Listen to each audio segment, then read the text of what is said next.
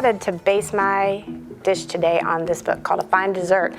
And the fine dessert featured in this book is called Blackberry Fool. And yes, it's F-O-O-L. And it doesn't mean that someone's a silly person. It means to crush or to stamp down, I guess. And it's a French word, foulière. And this dish is so old. It's one of the oldest desserts known in the Western civilization. And they have records of it back to the 1400s. So this book starts in 1710 and it goes to current times. And it's really interesting. And I just think it's really kind of cool, the continuity of having this dessert follow families through centuries and centuries. So I'm going to show you how to make it. It's really simple and it's really delicious. All right. So what we're going to do today, this is a blackberry fool, so we have some nice blackberries that we have washed and we have those ready to go. And we're going to put those into a bowl. We're going to take a fork. You can also use like a potato masher. If you want, you could use a food processor, but we didn't have one of those today. And you're going to mash them up like this.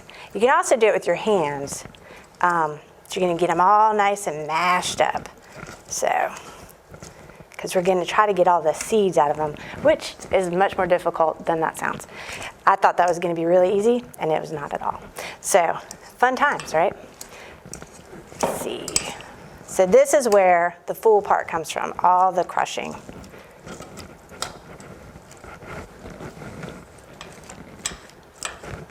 And I'm going to use my hands. So, I can just crush them up. Nice and squished. Make sure your hands are really clean. I did wash my hands before this. That's an important part of cooking. That's actually probably the most important part of cooking is washing your hands. Ugh. So they're nice and they're mushy. They're really crushed up. And blueberries are kind of plump and they're a little hard to crush. They kind of feel it's kind of really cool to feel how they crush up. But they're full of seeds. You want to close up? Seeds. You can see them, you can feel them all in there. And that's going to be the part we have to do is get those seeds out of there. Let's see. Feel a couple more berries that need to be crushed.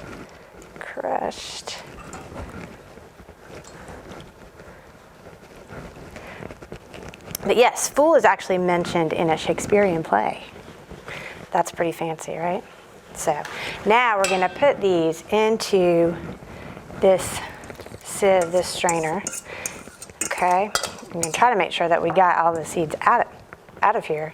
That was a piece of blackberry. So, and then we're going to put it here, and we're going to squish it through. And we're going to hope that the seeds don't come through with the juice and some of the pulp, so that we can eat it without little seeds. Some people don't like blackberries because of the seeds. Yeah, because they have a different texture. But if you like them, you like them. Just to make sure that we got it all, we're going to put it in a little cheesecloth and squeeze it just a little bit more and get the rest of the juice out. Now, I was a little bit confused when I started this recipe because it kept saying, oh, you're going to do this and you're going to squeeze it and you're going to get this. And and then you add sugar to it, and they kept saying, add sugar to the fruit. And I was like, that's not fruit, it's really juice. It really is just juice. And I watched some videos to make sure, because we can do that now in 2020 that you couldn't do in 1710. Because I was really confused. And but you can't get the seeds out of that pulpy stuff. So there you go. Okay, so we had to clean up a little bit, and I had to wash my hands again because blackberries have very strong pigment to them. So this is what we have left in the bowl. And what we're going to do is we're going to mix a 1/4 cup of sugar with that. So I have my sugar right here. And we're going to take that and mix it in with the berry pulp or juice. Let's see, let me get a fork. And mix it around. So this is actually coming out much better than the trial one I did last night. So the other thing I did, just because at the end we're going to show you how it's a little fancy, I had some extra blackberries and I just put a little sugar on them to get them to kind of render a little bit, and I let them sit overnight. So we're just going to use those as kind of a garnish when we put the fool all together. Okay, so there is our blackberry fruit juice with sugar in it. And now the next thing we'll do is we're going to make whipped cream. And this is a part of the book I found really interesting because in 1710 they used like a bundle of reeds to beat the cream, which, wow, I don't even know how long that would take. And then in like the 1800s, 1810, they used a contraption like this, a whisk. And then in 1910, they used a whisk that had like a little gear on it that you could turn. And then of course now we would use like a hand mixer. I'm going to give it a try with the whisk just to be a little authentic, since this, it's not reeds, but it's a little old-fashioned. So, and we're gonna mix the cream with another 1/4 cup of sugar and a teaspoon of vanilla. Okay, so the next step we're gonna do is we've gotta whip the cream. So I've got this heavy whipping cream, and what I did with that is I did put it in the freezer for a little bit right before we did this, because it makes it a little easier to whip. And I'm gonna try to do it by hand to keep this authentic for you guys, but we're gonna need 1.5 cups. So this is a 2-cup measuring cup, and we're gonna go right up there to the halfway, 1.5. There we go. And we're gonna put that into this nice bowl. So you see how thick it is? It really clings to the sides, right? And we are gonna add another 1/4 cup of sugar, because it's gonna be a sweet whipped cream. So you can do it both ways. So there's another 1/4 cup of sugar. We're gonna put that in there. And we're gonna put a little vanilla. So we're gonna use the 1 teaspoon size. There it is. Put a teaspoon of vanilla in there. I always think vanilla smells so good, but then it doesn't really taste good, like just if you drink it or put it on your finger straight. But it's really good inside stuff. So that's nice. Put that on because you can tell I'm bad at spilling. So there we go. All right. So here we go. Oh, wait a second. Somehow I got some blackberries in there. That's not very good. Put those over there. That would mess up the cream. All right. So now imagine doing this with reeds. I don't even know how they would do it. We'll see how long we can do this till my arm gives out, right? So we're agitating it. Just calling reinforcements. You want to take a go? All right. Tag team. Look at her go. She's got skills with this. You can see it happening, right? Yeah, I've got it. I'm loose again. I'm loose. All right. You got to shake your arm out now too. Oh, look, she did all the hard work. I've got the easy part now.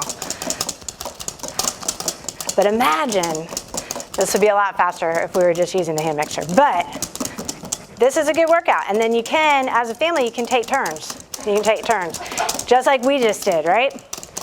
And that's what they do in the book. So that's nice and thick. Thank you, Sheila. I didn't know you had that talent. So that's some nice thick whipped cream there, and it's nice and sweetened. And so here's pretty much all we have to do now, okay? Is we're gonna pour the blueberry fruit with the sugar into it. The only thing you don't wanna do is you don't wanna mix it all the way, because you want it to have some nice streaks in it, and because it looks really pretty, because it has some darker purple and then some in there. So I'm gonna kind of put it in sort of in a swirl like that, and it looks like that. And I'm not gonna put all of it in at once. I'm gonna kind of fold it in. And see what a pretty color it is?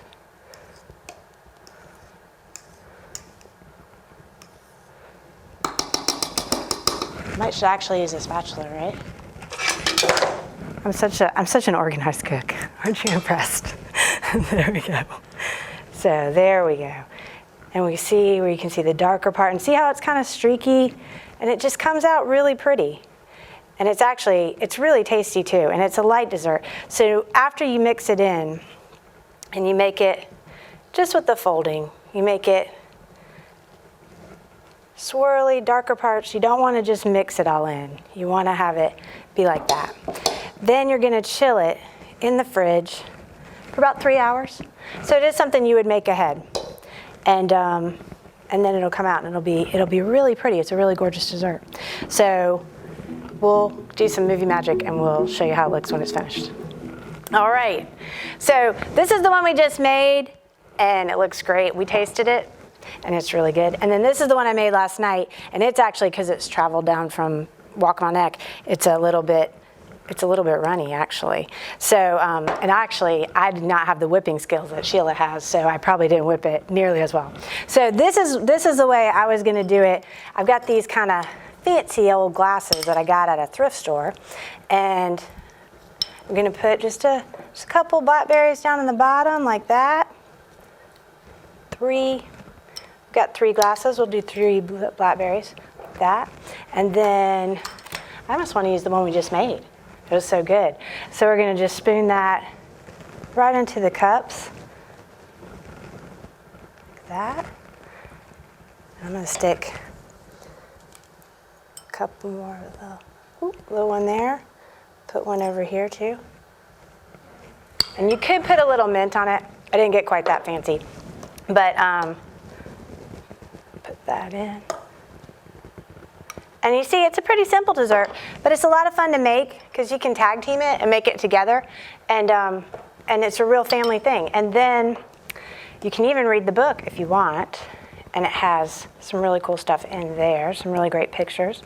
And they show the families all eating it together. And the most important part, licking the bowl, because it is that kind of a dessert. But let's see.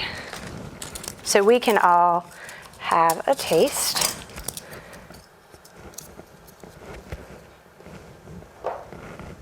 Thank you. You want one, Heather? Sure. All right, we'll put that one there for Heather. And there we go. Oh. I thought I put too much sugar on those blackberries, but I think it's good. That's good. Cheers. Absolutely. Thanks for watching.